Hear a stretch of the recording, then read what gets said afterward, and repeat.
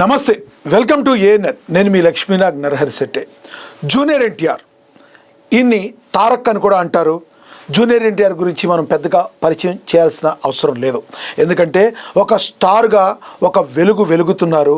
మరి pan India స్టార్గా RRR నుంచి తనకంటూ ఒక మార్కెట్ని కూడా క్రియేట్ చేసుకున్నారు. సొంతగా కష్టపడి ఎదిగి అనేక మంది వీరాభిమానుల్ని సొంతం చేసుకున్నారు.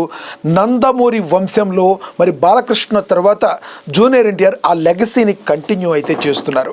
మరి అలాంటి జూనియర్ ఎన్టీఆర్ కొన్ని విషయాల్లో మాత్రం రాజకీయంగా, అంటే మనకి తెలుసు నందమూరి వంశము, నారా వంశము వీళ్ళందరూ కూడా మరి టీడీపీ పార్టీకి ఎప్పుడు కూడా వెన్నుదన్నుగా ఉంటారు. పార్టీ వాళ్ళదే కాబట్టి నందమూరి తారక రామారావు ఎవరైతే జూనియర్ ఎన్టీఆర్ తాతగారు ఎవరైతే ఉన్నారో ఆయన పార్టీ స్థాపించారు. తర్వాత కాలక్రమేణా ఆ పార్టీని చంద్రబాబు నాయుడు గారి ఆధ్వర్యంలో కంటిన్యూ చేయడం అయితే జరుగుతుంది. నా కట్టే కాలే వరకు నేను టీడీపీతోనే ఉంటానని అప్పట్లో ఒకప్పుడు ప్రజారాజ్యం పార్టీ టైంలో సెన్సేషనల్ కమెంట్ చేసిన జూనియర్ ఎన్టీఆర్ అనతి కాలంలోనే కొంతకాలంలోనే ఆయన పార్టీ కార్యక్రమాలకు దూరం జరగడం అయితే మనందరం కూడా గమనిస్తూ వచ్చాం. మరి అలాంటి జూనియర్ ఎన్టీఆర్ అసలు ప్రస్థానంలో మరి కొన్ని చిన్న ఫ్యామిలీ ఇష్యూస్ కారణంగానూ ఏదైనా కానీ కొన్ని విషయాలకి ఆయన దూరంగా ఉన్నారు. రాజకీయాలకైతే ఇంకా దూరంగా ఉన్నారు.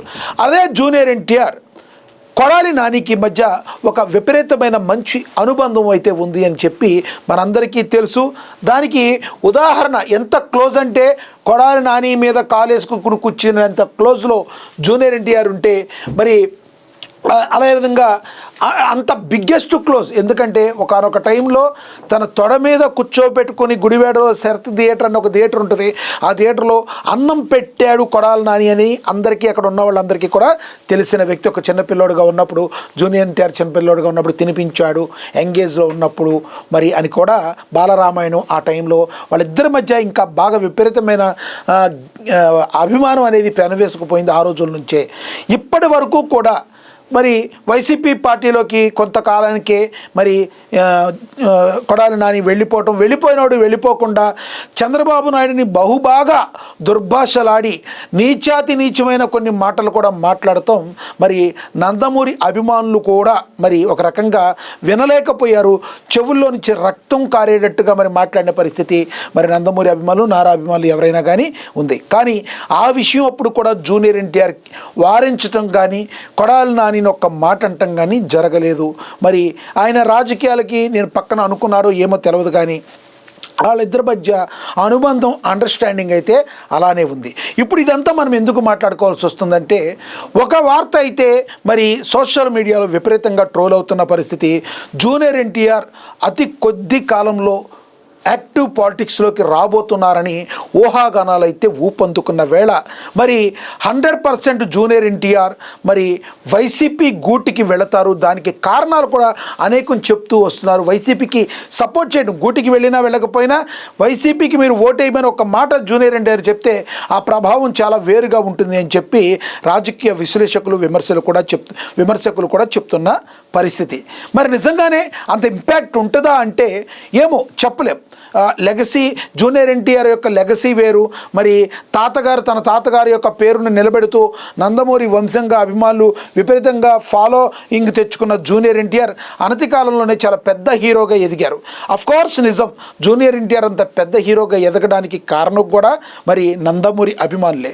ఆయన్ను హక్కున చేర్చుకున్నారు, ఆయన్ను తీసుకెళ్ళి టాప్లో కూర్చోబెట్టారు నందమూరి అభిమానులు.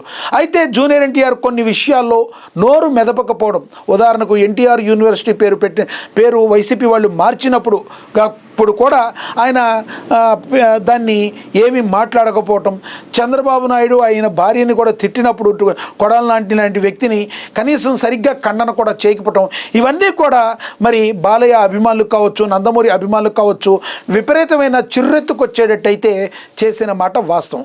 కానీ జూనియర్ ఎన్టీఆర్కి కూడా మరి తనకు అన్యాయం జరిగింది, తన తండ్రికి అన్యాయం జరిగింది, మరి చంద్రబాబు నాయుడు అండ్ కొంతమంది మమ్మల్ని సరిగ్గా చూడలేదు కాబట్టి మేము ఇలా ఉన్నాము అనే వెలితి అనేది లోపల ఉంది అని చెప్పి రకరకాల కథనాలు, అది ఇందులో ఎంత వాస్తవం ఉందో మనకే తెలియదు, అనేక కథనాలు. కానీ ఈ రోజు వరకు కూడా ఎప్పుడు మా పరిస్థితి ఇది అని జూనియర్ ఎన్టీఆర్ ఎప్పుడు ఓపెన్ అప్ అయితే కాలేదు. కానీ ఇప్పుడైతే ఊహాగానాలు అయితే విపరీతంగా ఊపందుకుంటున్న పరిస్థితి. జూనియర్ ఎన్టీఆర్ కొడాలి నాని ద్వారా మరి వైసీపీకి ఫేవరబుల్గా రాబోతున్నారని, తద్వారా మరి రాజకీయంగా వైసీపీ మరింత బలోపేతం కాబోతుందని చెప్పి విపరీతమైన వార్తలు వస్తున్న పరిస్థితి మనమైతే గమనించవచ్చు. ఇక జూనియర్ ఎన్టీఆర్కి ఇందులోకి వచ్చే అవకాశాన్ని బేరీజు వేసుకుంటే ఇప్పుడు నారా లోకేష్, టీడీపీ పార్టీ వ్యవస్థాపకులు నందమూరి తారక రామారావు, తర్వాత అల్లుడుగా వచ్చిన చంద్రబాబు, కొంతకాలం తర్వాత ఏం జరిగిందో మనందరూ మళ్ళీ వాటిని గతం తవ్వుకోవాల్సిన అవసరం లేదు. ఇప్పటికీ కూడా పార్టీ ఇలా బతికుందంటే దానికి కారణం 100% చంద్రబాబు నాయుడు అని నందమూరి అభిమానులు కావచ్చు, జూనియర్ ఎన్టీఆర్, సీనియర్ ఎన్టీఆర్ అభిమానులు కావచ్చు, ఎవరైనా కూడా అందరూ అదే నమ్ముతారు. అదే సమయంలో మరి చంద్రబాబు లేకపోతే పార్టీ ఉండేది కాదంటారు. కానీ ఆపోజిట్గా ఉన్న వాళ్ళందరూ కూడా మరి మామకు వెన్నుపోటు పొడిచారని రకరకాల మాటలు మాట్లాడి ఏ రకంగా మాట్లాడతారో మనకు తెలుసు. వాస్తవాలు ఏంటి అనేది ప్రజలందరికీ తెలుసు. దాని గురించి మనం సపరేట్గా మాట్లాడుకోవాల్సిన అవసరం లేదు. ఈ రోజున టీడీపీ పార్టీ ఉంది అంటే మాత్రం 100% చంద్రబాబు ఏ రకంగా ముందుకు తీసుకెళ్లారనే మాట అందరూ కూడా గుర్తుంచుకోవాలి. ఎందుకంటే టీడీపీ పార్టీని స్థాపించిన వ్యక్తి సీనియర్ ఎన్టీఆర్ అయితే, మరి టీడీపీ పార్టీని ఇప్పటి వరకు కూడా ప్రజల్లో ఉంచిన వ్యక్తి అసలు నో ప్రాబ్లం, మనం ఇది డైరెక్ట్గా చెప్పడానికి అతిశయోక్తి కూడా కాదు, నారా చంద్రబాబు నాయుడు వలనే ఈరోజు వరకు టీడీపీ పార్టీ తన అప్రతిహాస విజయగాథను ముందుకు వెళ్ళిందంటంలో మరి ఎటువంటి సందేహం అయితే లేదు. కానీ ఇప్పుడు జూనియర్ ఎన్టీఆర్ వలన మరి టీడీపీ పార్టీకి చిక్కులు రాబోతున్నాయా?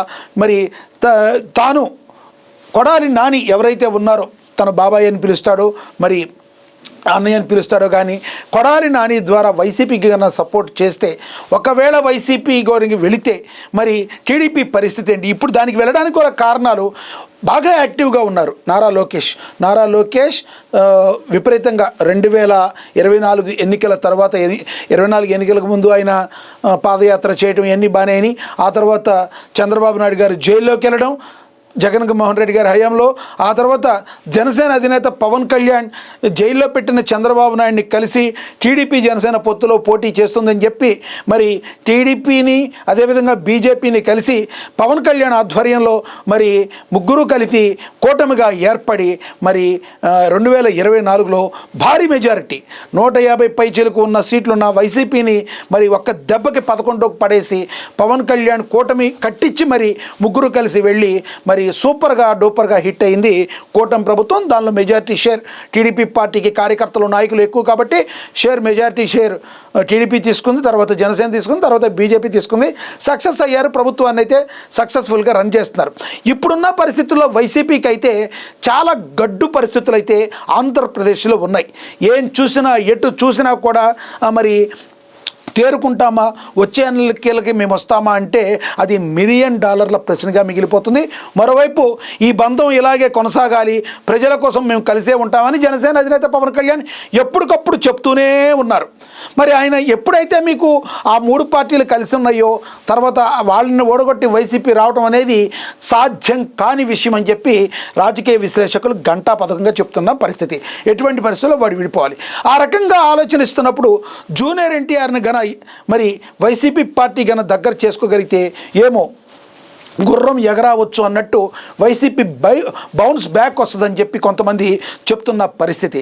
మరి నిజంగానే జూనియర్ ఎన్టీఆర్ ఇప్పుడు రాబోతున్నారంటే ఎన్ని ఊహాగానాలుగా అంటున్నారు. కానీ ఎటువంటి పరిస్థితిలో తారక్కిను కొడాలి నానికి ఉన్న అనుబంధం అందరికీ తెలుసు. ఇప్పటి వరకు కూడా డైరెక్ట్గా ఎన్ని మాటలు టీడీపీ మీద కొన్ని మాట్లాడినా, చంద్రబాబు నాయుడిని ఆయన వైఫ్ను కూడా తిట్టినా కూడా ఎన్టీఆర్ ఒక్కసారి కూడా కొడాలి నానితో ఏమీ మాట్లాడలేదు అంటే సాఫ్ట్ కార్నర్ అక్కడ ఉంది సాఫ్ట్ కార్నర్ అని అయితే రాజకీయ విశ్లేషకులు కూడా చెప్తున్న పరిస్థితి మనమైతే గమనించవచ్చు. అదేవిధంగా నారా లోకేష్ విపరీతమైన డెవలప్ అవుతున్నారు. ఇప్పుడు రేపొద్దున అవునన్నా కాదన్నా టీడీపీ మొత్తం తీసుకువెళ్ళి మరి నారా లోకేష్ను సీఎంగా చేయడానికి ఎటువంటి పరిస్థితుల్లో మరి బాలకృష్ణ గారు కూడా దానికి 100% అంగీకారం చెప్తారు. ఎందుకంటే బాలకృష్ణ గారికి స్వయాన నారా లోకేష్ అల్లుడు కాబట్టి. ఎటొచ్చి ప్రాబ్లం ఎవరికైపోయింది, మరి జూనియర్ ఎన్టీఆర్ సీనియర్ ఎన్టీఆర్ వారసులుగా జూనియర్ ఎన్టీఆర్ లాంటి గొప్ప వాళ్ళకి కావాలి. కానీ మరి గొప్పవాళ్ళు అంటే ఆయన మంచి తెలుగు ఇండస్ట్రీలో మంచి పేరు తెచ్చుకున్నారు. కానీ నారా లోకేష్ అంటే సినిమాల్లో లేరు, కానీ ఆయన ప్రజా జీవితంలో ఉన్నారు. నారా లోకేష్ కంటే కూడా మరి జూనియర్ ఎన్టీఆర్కి అవకాశం ఎక్కువగా ఉంటుంది. అలాంటి జూనియర్ ఎన్టీఆర్ని కాదని మరి చంద్రబాబు, ఆ చంద్రబాబు తర్వాత చంద్రబాబు కొరకు అల్లుళ్ళు పాలవుతుంది, ఎవరు పెట్టిన పార్టీ ఎవరికి అవుతుంది అని చెప్పి అనేక వాదనలు వినబడుతున్నాయి. కానీ ఇదంతా కూడా వాళ్ళు చేసే కృషి మీదే ఆధారపడి ఉంటుంది. నారా లోకేష్కి 2024 కంటే ముందుకి 24 తర్వాతకి చాలా తేడా ఉంది. మెచ్యూరిటీ లెవెల్స్ కానీ, ఆయన తీసుకునే స్టెప్స్ కానీ, ఆయన కూడా ప్రధాని నరేంద్ర మోడీ కూడా మెచ్చుకునేంత రేంజ్లో ఆయన దూసుకుపోతున్న పరిస్థితి. ఇప్పటికిప్పుడు జూనియర్ ఎన్టీఆర్ వచ్చినా కూడా నారా లోకేష్ని ఢీకొట్టగలరంటే ఫ్యాన్ బేస్లో మాత్రమే మరి జూనియర్ ఎన్టీఆర్కి అవకాశం ఉంది. కానీ మరి ప్రజల్లో పట్టు సాధిస్తున్నందుకు ఒక ఐటీ మంత్రిగా ఆయన తీసుకున్న నిర్ణయాలు మరి చాలా గొప్పగా మరి అభివర్ణించబడుతున్నాయి.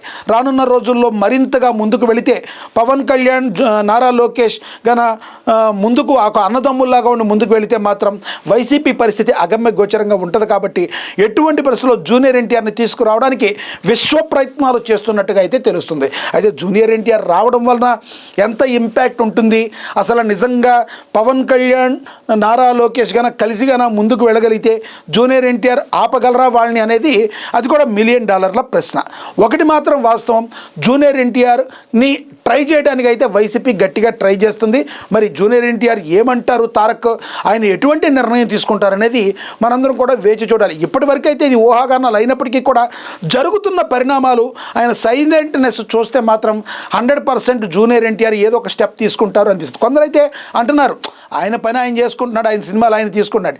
సినిమాలు తీసుకుంటున్నారు కరెక్టే తారక్, కానీ తనకు రాజకీయం అంటే ఇష్టం ఉందని 2009లో ప్రజారాజ్యం పార్టీ టైంలో అలాంటి టైంలో కూడా ఆయన క్యాంపెయినింగ్ చేయటం, తన తాతగారి లెగసీని కంటిన్యూ చేయటం, ఆయనకి ఎంత ఉత్సాహం ఉందో, ఎంత ఉత్సుకత ఉందో మనందరికీ కూడా తెలుసు. కాబట్టి టైం కోసం ఆయన కూడా వెయిట్ చేస్తున్నారనే మాట వాస్తవం. చూడాలి మరి టీడీపీ పార్టీ నారా లోకేష్ వైపు ఉంటుందా, నారావారి వైపు ఉంటుందా, లేదంటే నందమూరి వారి వైపు ఉంటుందా? మరి ఒకవేళ నారావారి వైపు వెళితే మరి నందమూరి చిన్నోడైన మరి జూనియర్ ఎన్టీఆర్ ఏ రకంగా ఉంటాడు, వైసీపీ పార్టీకి వెళతాడా, వెళితే ప్రజలు ఆశీర్వదిస్తారా అనేది అందరూ కూడా ఆలోచించాలి. మీరేమనుకుంటున్నారు? లోకేష్కున్న చరిష్మాని మరి ఈ రోజున జూనియర్ ఎన్టీఆర్ వచ్చి ఆపగలడా? మరి నిజంగా వైసీపీకి జూనియర్ ఎన్టీఆర్ వెళ్ళే అవకాశం ఉందా? తన సినిమాలు తాను చేసుకోవడం తప్ప లోకేష్ని ఢీకొట్టే సత్తా ఉందంటారా, లేదంటారా? కమెంట్ బాక్స్ రూపంలో కమెంట్ చేయండి. ఇది వాళ్ళ స్పెషల్. నమస్తే.